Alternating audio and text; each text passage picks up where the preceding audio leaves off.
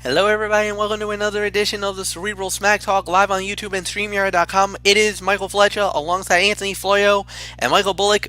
We are hoping to get Dee Dee Woodson. I know she did hint that she was going to be on tonight. However, she has not arrived. I did send the invite to the instant messenger, so hopefully she does show up. If she does, then great, and then we'll go from there. So, um, we did start it off tonight with the dirt sheet. The Miz Morrison, interrupted by heavy machinery. Basically, what it is the Miz is basically gloating over the fact of how they were able to perpetrate the trade that sent Mandy Rose to Monday Night Raw. And Otis came out, and boy, he was steaming mad. So they basically said that that's how it's going to play out, and that's how the show started. I mean, I like the fire and the passion that was from Otis because his peach just got sent to another show. They literally, normally you get the couples don't break up on shows. They literally broke up a couple, like right before our very eyes. Anthony Florio is the beneficiary because he gets the God's greatest creation, and now myself, I got a big pissed off Southern boy who lost his little peach, and he's running like a savage, like a maniac on Smackdown Live. And it gets even worse. We'll get into that a little bit later on. But, Anthony Florio, it's yours. This was a pretty unique way to start SmackDown Live. Unique? Don't make me laugh, Michael Fletcher. That was anything but unique. This was horrible. This was an absolutely horrific segment. Miz and Morrison are hilarious 3 out of 5 times. This was unfortunately one of the 2 times when they were not at their best. This segment only served the purpose of giving Otis a chance to humiliate The Miz, which has already happened a few times during this feud. And having Otis rip The Miz's pants off to reveal he was wearing tighty whities felt especially sophomoric, even for WWE. But the one good thing about this was, luckily, this segment was short. Praise the Lord. So, yeah, this angle has been horrible. I haven't liked it. I mean, this has been, like I said, I think somebody's 6-year-old or somebody is writing this. This is from the mind of a friggin' kindergartner, for goodness sakes. Sorry. Nothing more to say. Michael Bullock, I'm glad we didn't have a SmackDown chat tonight, because if we did, you would have had to hold me back, because this segment was absolute garbage. Sorry. Damn, Anthony Florio, tell us how you really feel. Whew. Man, this is like the first 3.5 minutes, and he's already coming swinging. Wow. I really don't know how to follow that. I don't even know if I can, for goodness sakes. So, yeah, I mean, was it the best segment? No. I mean, it was, shall we say, like an eye segment. I mean, it wasn't the greatest segment in the world, no doubt about it. But yeah, I mean, Miz obviously perpetrated the trade to send Mandy Rose to Monday Night Raw, like you said, and basically saying, "Oh, I did it for Otis because he's better off without her." And we basically got into this over the weekend when we heard about it, and I mean, Fletch, if you were pissed off at the Miz for what he did, I mean, I was pissed off too, for goodness sakes. I mean, I'm like, you stupid idiot muttonhead. You broke up a couple that everybody was rooting for, and you had to go and do this? As Luigi PS3 would say, nah, honey, nah. You don't do that. Yes, and let's just say you got exactly what you deserve, you piece of shit. So there's really nothing more to say, Fletch. I guess we could say both you and I are pissed off about it.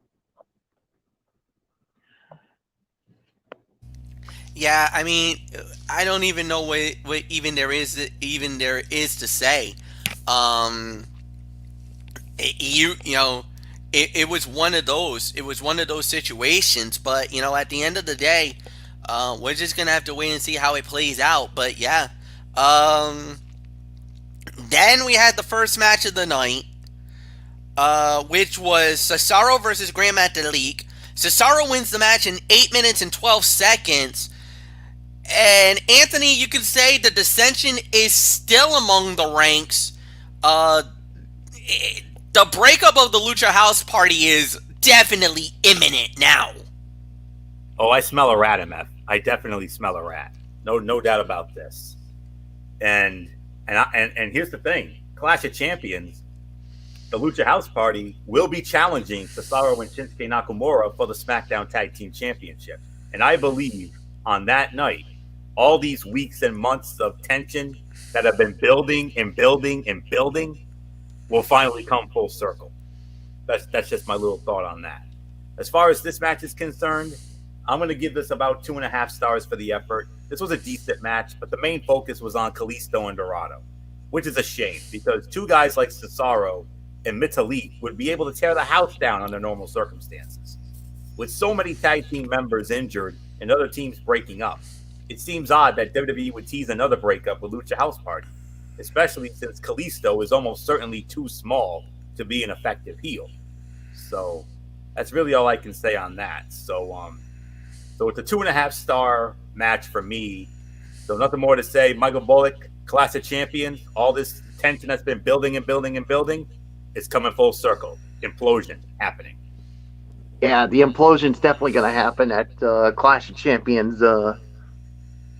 Yeah, I mean, something's going to happen. Obviously, the other member of the Lucha House Party is going to stick their nose while trying to help, and I think it's going to cost them, and that's when we're going to see everything really start to melt down. So, 2.5 stars for the effort. So there's really nothing more to say. Fletch, it's yours.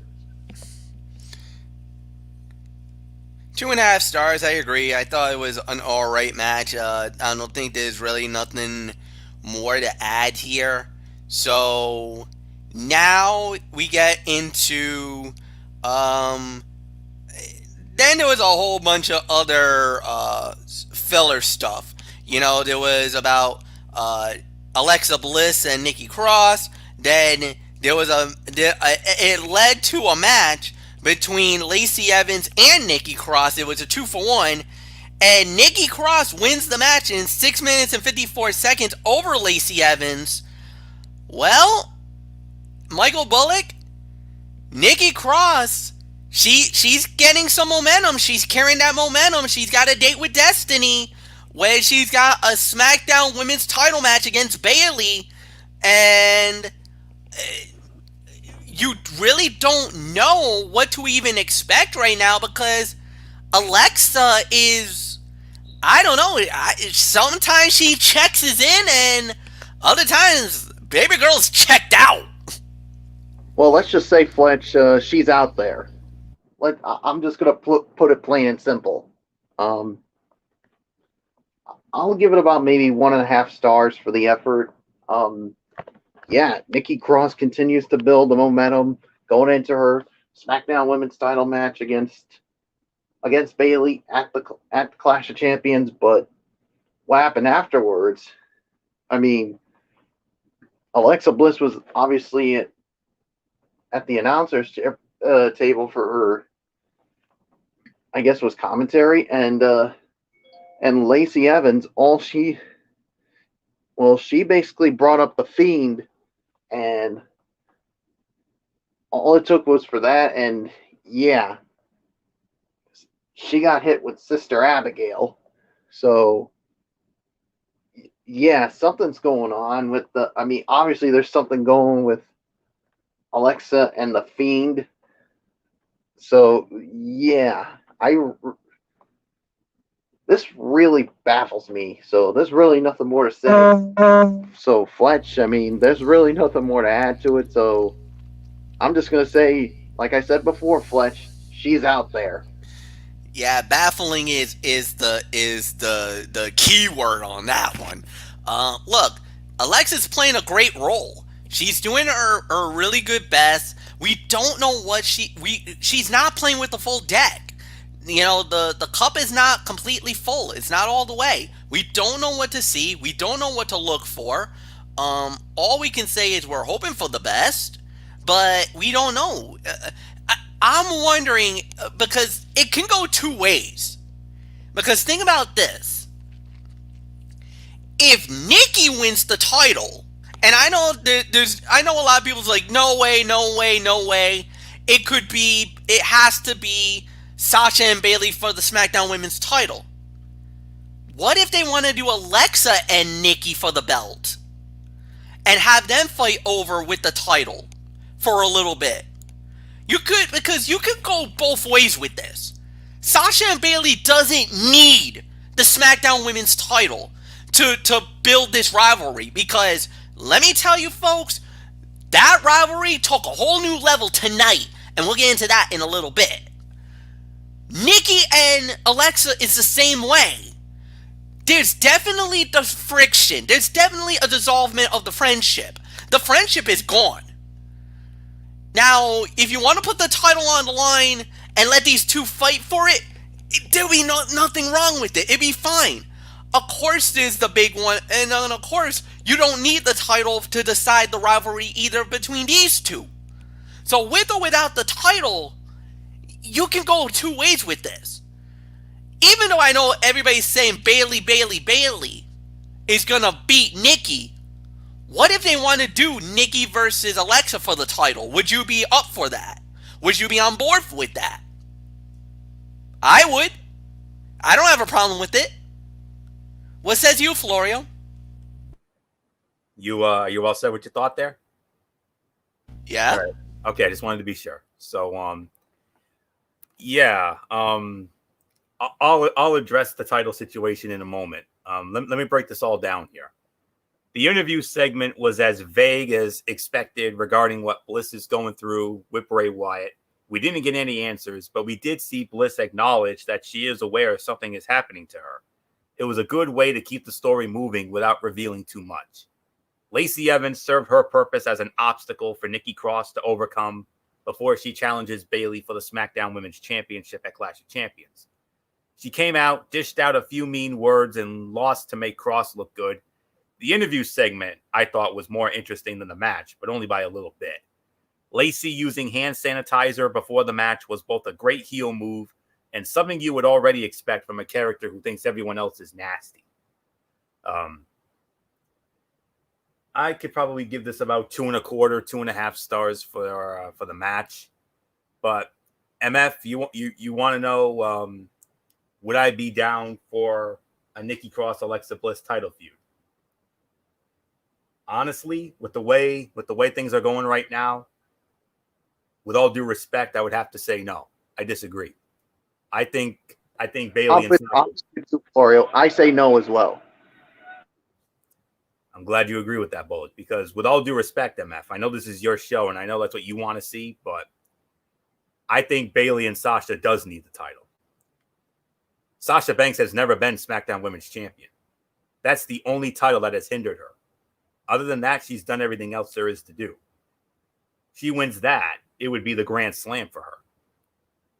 And I'll elaborate a little more on that in just a little bit when we talk about the segment that happened between those two. But anyways, with all due respect, MF, Michael Bullock and I respectfully disagree with you. Bayley and Sasha needs the title more than Alexa and Nikki. They can still have a feud. Alexa could cost Nikki the match at Clash of Champions. I could easily see that happening. And then you could have a nice little feud between them and maybe set them up for a future title program down the road.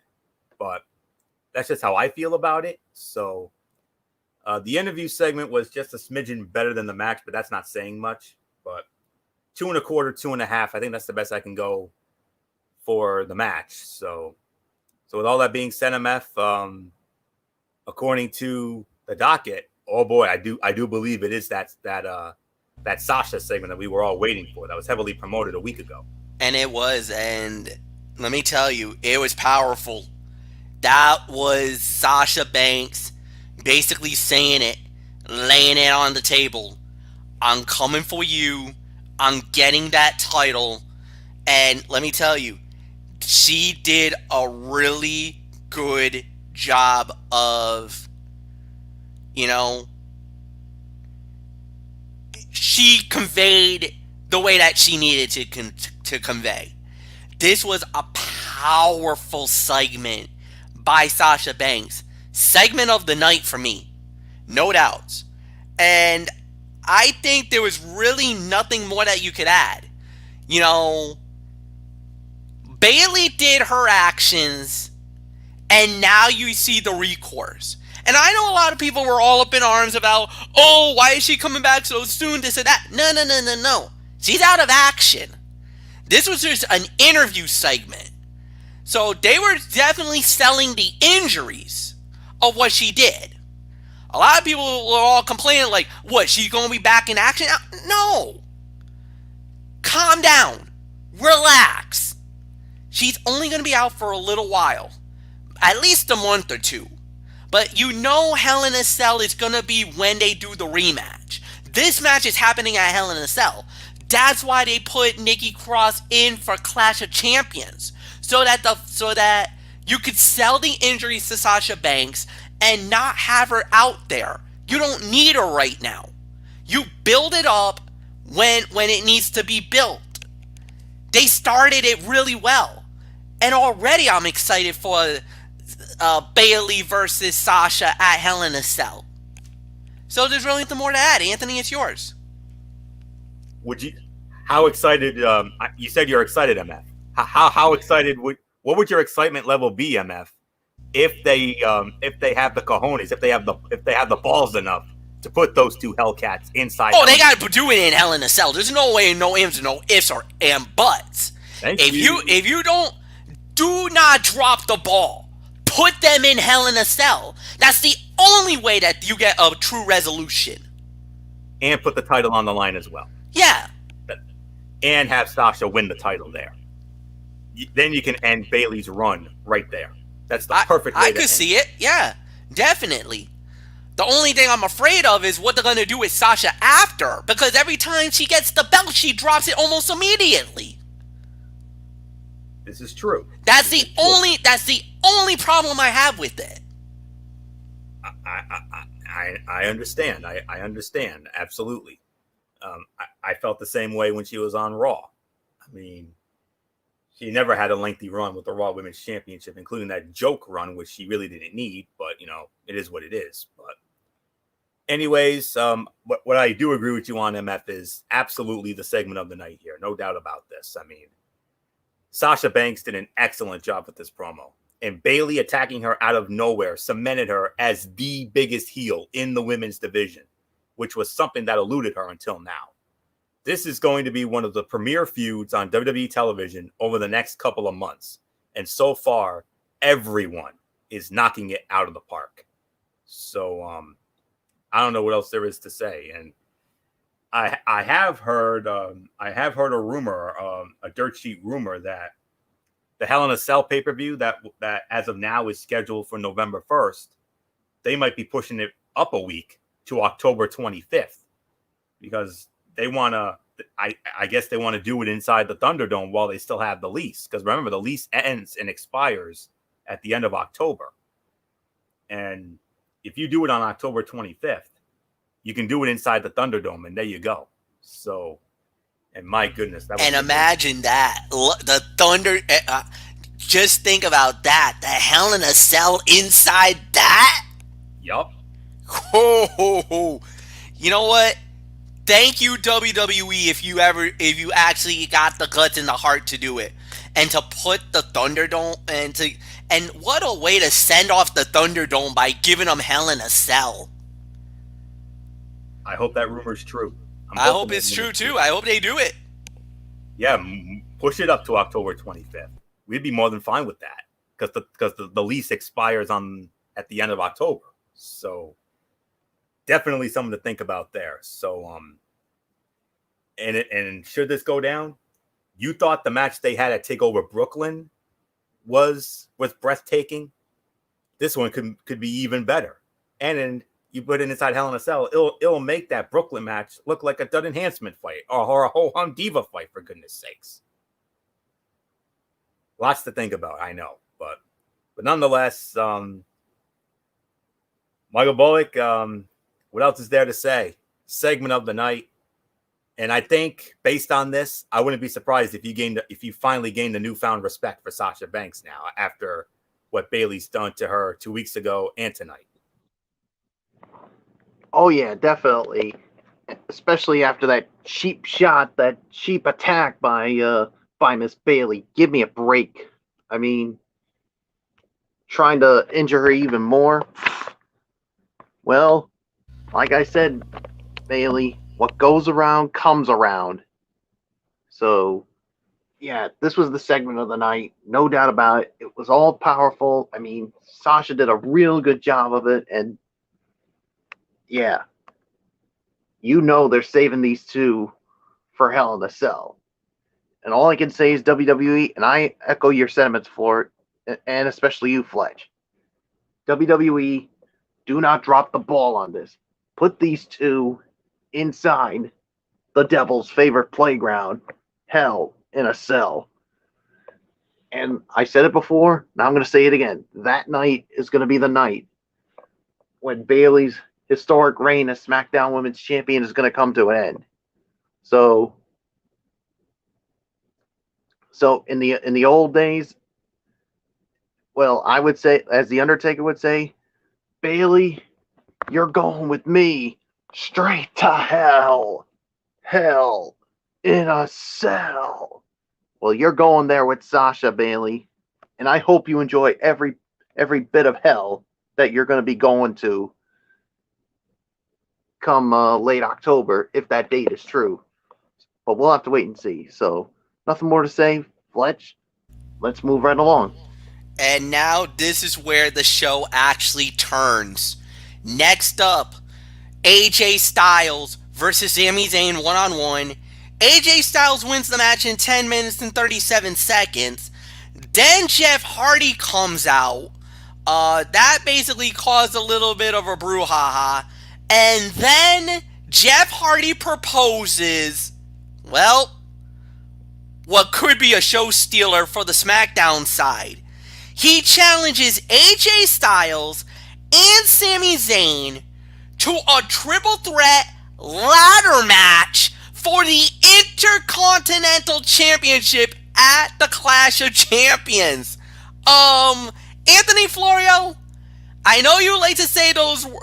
I know you like me to say those words, but I'm gonna let you say those infamous words because if you and I are on the same wavelength right now, you exactly know what I'm about to say. So you can say it for me. WWE, shut up and take my money. There you go. It's yours, bro. Wow, that was a thrill. Okay. Yeah, I 100% agree, MF.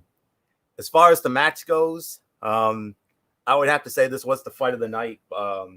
Give us about 3.25 stars. Sami Zayn and AJ Styles are two performers with a history of producing great matches, but it felt like they were holding back during this encounter.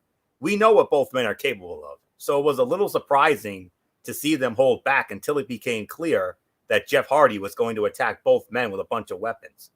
The match they produced was all right for me, even though it was good, but the attack after the match was over to set up a ladder match at Clash of Champions instantly made this pay-per-view a lot more interesting. So that's really all there is to say on this. So 3 to 3.25 stars for me. This was by default the fight of the night, even though it wasn't really a blowaway, but it was still fine for what it was. So nothing more to say. I mean, Michael Bullock, what do you think? The charismatic enigma, lame duck man, and the phenomenal one in a ladder match for the IC belt at Clash of Champions. Is that something you'd be interested in? Sign me up. Sign me up for that. Yeah, I'm definitely up for a triple threat match to determine. Well, here's another thing to determine the undisputed Intercontinental Champion. So I'm really gonna be up for that. I cannot wait to see how it goes down. So yeah, 3.25 stars for me. This was definitely the fight of the night. I mean, yeah, no surprise with what Jeff Hardy did. Obviously bringing the ladder out and proposing it. So yeah, they're gonna go at it in that ladder match. So yeah, I know Fletch said that he thinks Sami Zayn that would probably win that, but I'm sorry, I'm hoping that it's either Jeff Hardy or AJ Styles because I've said it before, and Florio, I know you're gonna back me up on this. AJ Styles and Jeff Hardy would continue to bring relevancy to that IC title, a title that you really hold true to your heart, Florio. I certainly do.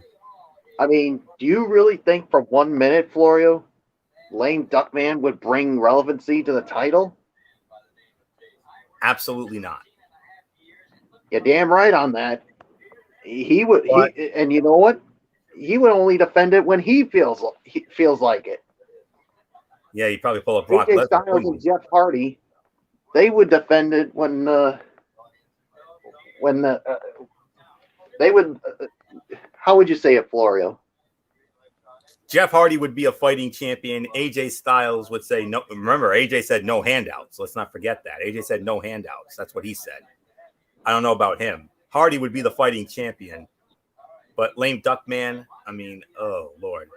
I hate to say it, but I just got this very bad feeling in the pit of my stomach that he's going to steal that thing. I hope I'm wrong. I pray to God. I hope not, because I swear I will lose my mind if that happens. Because you know how much I value that Intercontinental Championship and the history of it. Not as much as I do, but yes, you do. I value it more than anybody. And you put that on Sami Zayn, that's going to kill the relevancy of it. That's just how I feel about it.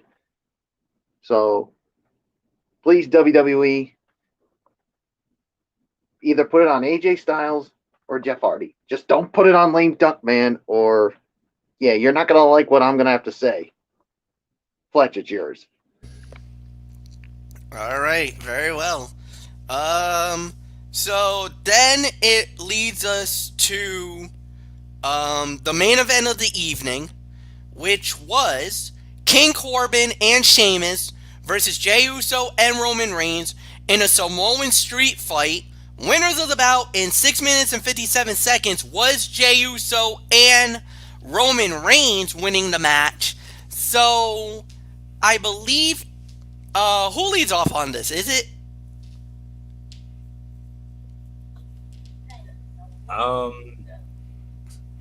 Did I start the last one or did you start? start the last one? Let me see. Because the last one was the AJ versus Sami Zayn. Sami Zayn. What? Yeah, but you never gave your thoughts on it, Fletch. Yeah, I never really gave my thoughts because there wasn't really much to talk about it. So all right, so it actually goes to Michael Bullock then. Yeah. So Bullock, you lead off. All right. Thanks for clearing that up. So as far as the match goes, I mean, I'll give it about maybe two. I'll give it about maybe 2.5. I mean, the match was just too short. I mean, obviously they're trying to continue to build towards that Universal title match with Roman Reigns and Jey Uso. Obviously Roman Reigns playing the mind games, obviously with the help of Paul Heyman. So yeah, so there's really nothing more to add when it comes to this. Fletch, I guess we could say Roman's is continuing to play the mind games, and you know Paul Heyman has a hand in it. Come on now.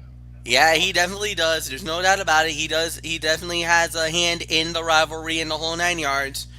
And the way you got to feel about it, it goes like this. Um, Roman Reigns is being the noble, generous brother or vet or whatever you want to say. He wants to be good with the family, and that's why he's not, going as crazy as he does. If you saw the look in his eye tonight, Roman was not happy with Jey Uso that Jey got the win. Roman wanted that. But he was so happy for Jey because Jey was exuberant because, hey, I got a big victory. That's great. I get momentum going into the Clash of Champions. And Roman was happy for Jey. Like, oh, good job, man. I'm happy for you. But did you see the look on Roman's face after Jey left the ring? That, like, I'm gonna kill you look? Like, you got no idea what you're dealing with now? Like he wants to kick Jey Uso's ass. Oh, yeah. So, it's gotten real. In the eyes of Roman Reigns, he now knows that Jey Uso is a legitimate threat. He's no longer pandering or anything else. What basically was just something for family has now delved into business and personal. For Roman Reigns, it's all about money, it's all about power, it's all about being the champion. And unfortunately, a cousin is now in the line of fire. And it may be fun, it may be funny ha-ha games at the beginning, but if you notice, it's now gotten real for Roman Reigns. 2.5 stars is my rating for the main event. And I'm going to say it. A nice recovery for SmackDown after what was a pretty disastrous 30 minutes at the beginning of the show. But it definitely glided in to at least end on a decent note, on a pretty decent note. Anthony Florio, it's yours. Yeah, 2.5 stars. I mean, for a street fight, this didn't feel like it had enough violence to justify the stipulation. In fact, they could have done almost everything they did in a regular contest. The feud between Jey Uso and Roman Reigns gets more interesting by the week. When they finally implode, it's going to be awesome. They may have hugged at the end of this match, but the big dog is not going to just let his cousin take his title. Oh, no. So, and I could see that implosion happening either next week on the Go Home show or maybe at Clash of Champions itself. We'll have to wait and see. But it's happening one of those 2 nights. So, nothing more to say on this. 2.5 stars, I agree. So let's get into our final thoughts. Decent show, all right for me. I'll say about 6. I can't go any more higher than that. Should have been a lot more better, but it is what it is. Yeah, I mean, there's really nothing more to add. And Anthony, I give it to you. Yeah. SmackDown is always so close to being an awesome episode. I mean, the talent is there. It's a 2-hour show. They've got some compelling stuff, especially right now, and they're trusting their competitors with what's given to them. And yet the inability to let go of the same mistakes they always make is just annoying. They're minor, but even with a couple of examples, it's easy to see how they mess with the flow of the show as a whole. Take Lacey Evans squirting hand sanitizer into Nikki Cross's eyes. That easily should have been a disqualification, but it wasn't. Then you got Nikki selling it all for about 3 seconds. It's eye-roll inducing. Or this quote-unquote lawsuit that Otis faces, where on paper he must forfeit the Money in the Bank briefcase. And Miz and his tighty whities happen for the sole reason of exposing them to the audience. I don't know. Miz and Morrison just haven't been funny in their most current iteration of Miz and Morrison. SmackDown wasn't bad at all by any means, but in the 2-hour show, there's not a lot of room for error. And those little things they love to do and don't do just add up. But I do agree with MF sentiments here. I will give it a 6 out of 10. We had 3 solid matches on this show. The Sasha segment was amazing, and the Bliss saga, a nice little step with that. A couple things we could have done without, but it is what it is. But I do agree with you, MF. This was a 6 out of 10. So, Michael Bullock, give us your final thoughts, and then we'll get into our special bonus feature this evening. Yeah, 6 out of 10 for me is the correct rating. I mean, like you said, it started off bad, but it did recover. But next week, I hope for bigger and better things for SmackDown, with this being the go home show. But we'll wait and see on that. So that being said, let's move on, Fletch. And ladies and gentlemen, we now welcome you we're going to do this very briefly, but it is the Stanley Cup final preview. And you know what? Normally I would never do this, but I'm going to let Anthony Florio lead it off because he always has the deep knowledge and he always goes Barry Melrose on us. So, I know Anthony probably got his notes already for it. So, here we go. The Dallas Stars, the winners of the Clarence Campbell Bowl, representing the Western Conference, goes up against the Prince of Wales champions, the Eastern Conference winners, the Tampa Bay Lightning. Both teams are making appearances for the Stanley Cup to possibly to win their second championship in franchise history. Of course, the Dallas Stars won their championship in the 1999-2000 season over the Buffalo Sabre. Huh? Year before. So 98-99, stand corrected. And Tampa was not that much longer. I think it was like, 3-4 years later? It was the 03-04 season. 03-04. So that's about, give or take about 4 years? 5 years. So 5 years later, it was Tampa capturing Lord Stanley's Cup for the first time. And now in 2020, one of these two teams will capture it for a second time. Anthony Florio, hit us with the schematics and your prediction on the Stanley Cup final. All right, will do, Doc. All right, it's finally here, folks. After a truncated regular season and a more than 4-month gap between meaningful games, the culmination of the 2019-2020 NHL season has finally arrived. Two teams that many pundits had in their preseason predictions. One yes, the other not so much. But the Western Conference's Dallas Stars and the Eastern Conference's Tampa Bay Lightning will now battle it out. The Stars advanced to their first Stanley Cup final since 2000 on Monday night after an overtime win in Game 5, knocking out the Vegas Golden Knights. On the flip side, the Lightning have firmly wiped away last year's disappointment and will now get 1 day off after their overtime win over the Islanders last night. Before hitting the ice in the franchise's second trip to the final in the past decade, they lost in 2015 to our dear friend Matt Ward and the Chicago Blackhawks. For Tampa Bay's Pat Maroon, it's a chance to win his second consecutive Stanley Cup, as he captured the 2019 Cup with the St. Louis Blues, while teammate Luke Schenn can match his brother Braden, who won with Maroon last year. On the flip side, all eyes will be on 65-year-old longtime bench guru and Stars interim head coach Rick Bowness, who was on John Cooper's staff in 2015 and will be aiming for his first taste from Lord Stanley's Cup in his third final appearance. By the end of this month, the NHL's newest champion will be crowned. Be sure to soak it all in, hockey fans, because the start of the 2020-2021 season is officially to be determined. So you already know the schedule. MF broke it all down. It starts tomorrow night on NBC, and then game 2 will be on Monday night on NBCSN.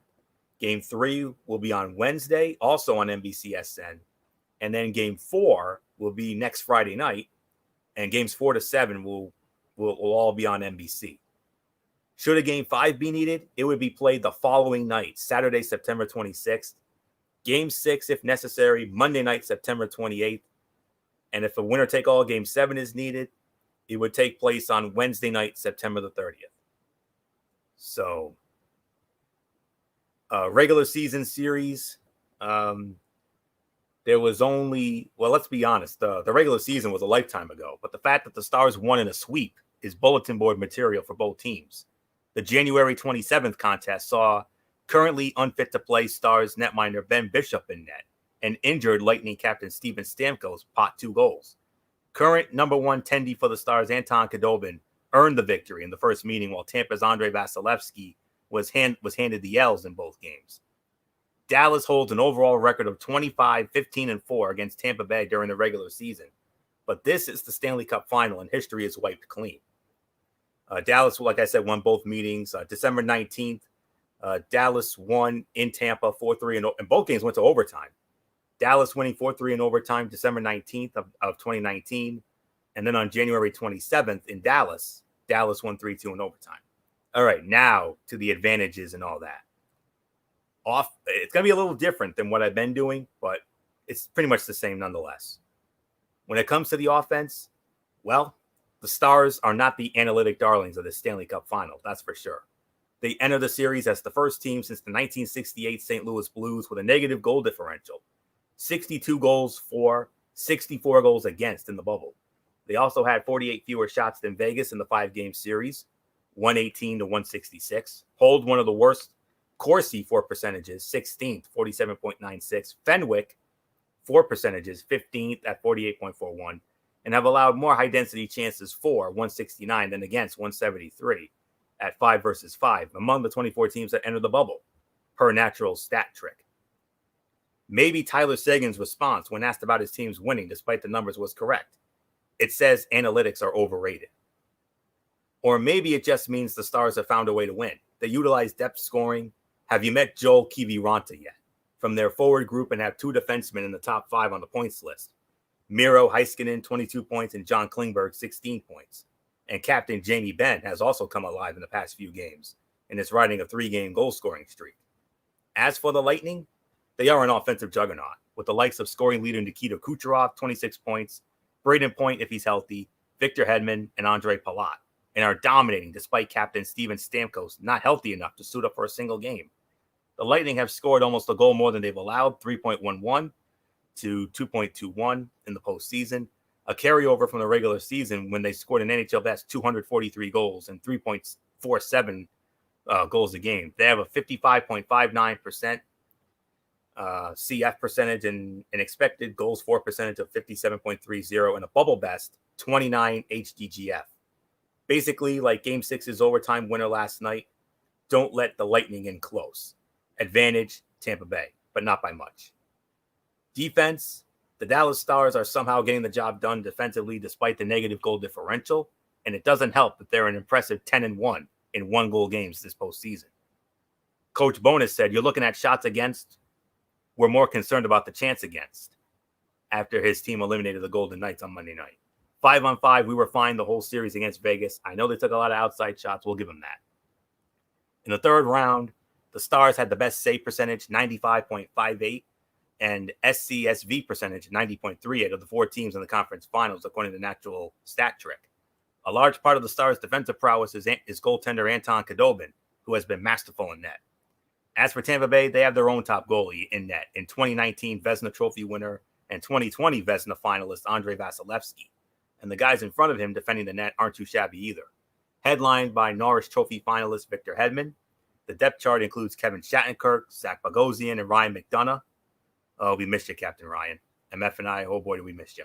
On the blue line, along with centerman Anthony Cirelli, who should have been a Self Trophy finalist this year, in my opinion. Push. It's a push for this. Goaltending, what can you say about Anton Khudobin? He posted an NHL best .930 save percentage during the regular season, and with number 1 goalie Ben Bishop out, Bishop, oh, by the way, backstopped the Lightning and stood on his head to their 2015 run to the final. He's been a calming force in between the pipes. He has a .920 save percentage in 19 games, 18 starts, compared with Vasilevsky's .931 in 19 games. Against Vegas' high-powered offense, he posted a .950 save percentage and then had this beauty of a response. Well, posted a .950 save percentage. The other thing's the video. We're not going to get into that. At 5-on-5, both their save percentages rise to .941 for Vasilevsky and .928 for Khudobin, per Natural Stat Trick. The one eye-popping number is GSAA, where Vasilevsky's at 6.64 and Khudobin's is at 0.77. However, when it's about high danger goals, it's all about Khudobin. He's got a 4.63 HDGSAA compared with his counterpart's 0.46.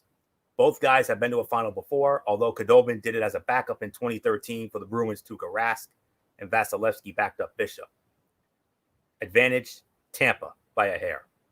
Special teams, the Lightning's power play has struggled in the bubble, dropping from 23.1% in the regular season to 17.9%.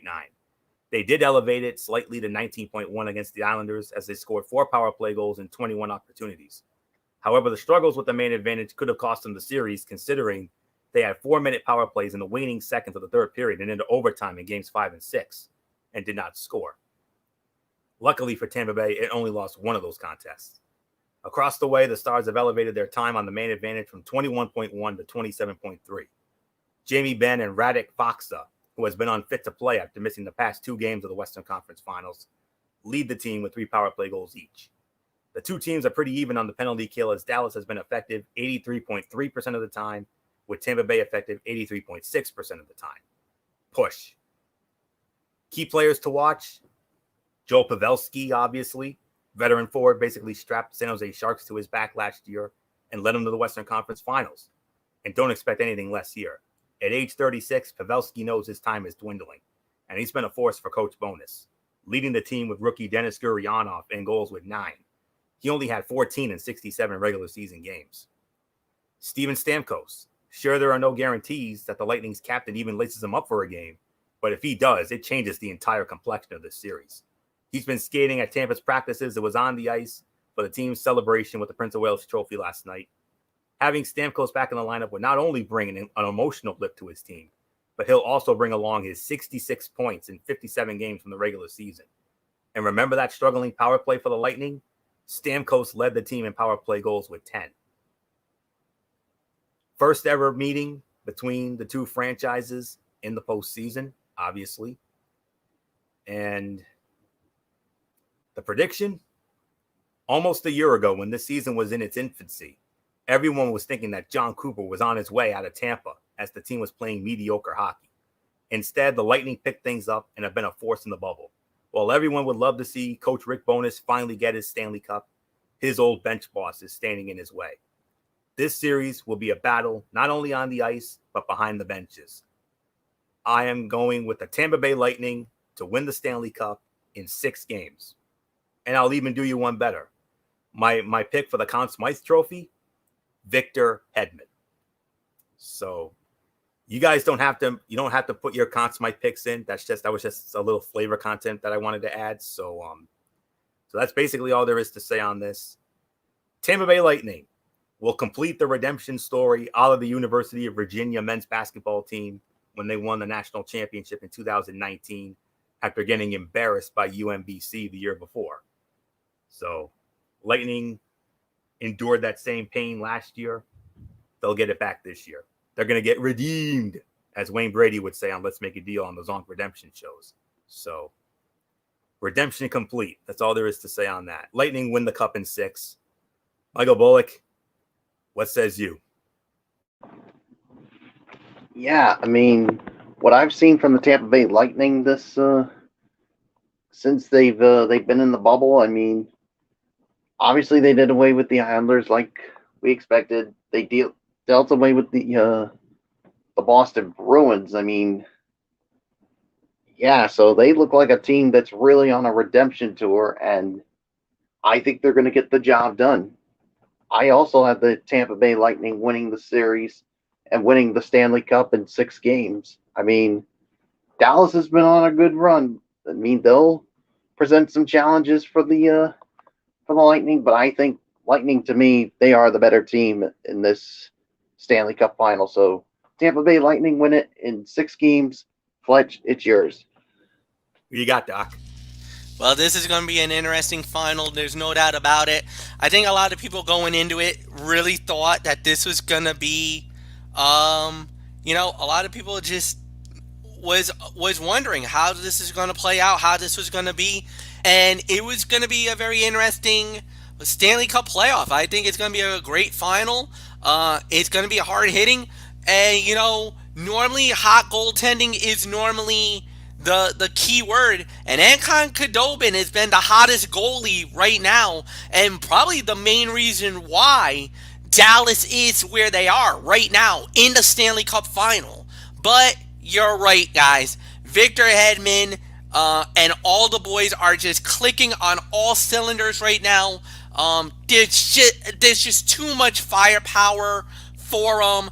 I don't see that going any more differently. You're right. Tampa wins the Stanley Cup in 6. That's my prediction. And we're done. So on Monday night, oh, well, actually, no. Nate, tomorrow night is NFL Saturday. We'll be recapping the, I guess you could say, a somewhat pretty good Browns versus Bengals game. And we'll run down the rest of the week 2 of the National Football League, 10:30 Eastern. Thank you, Anthony Fleo. Thank you, Michael Bullock, for as always. And thank you, guys. Like the video, leave a comment at the bottom, share with all your friends on all the social media platforms. Have a good night, everybody, and we'll see you tomorrow night. So long for now. Bye-bye.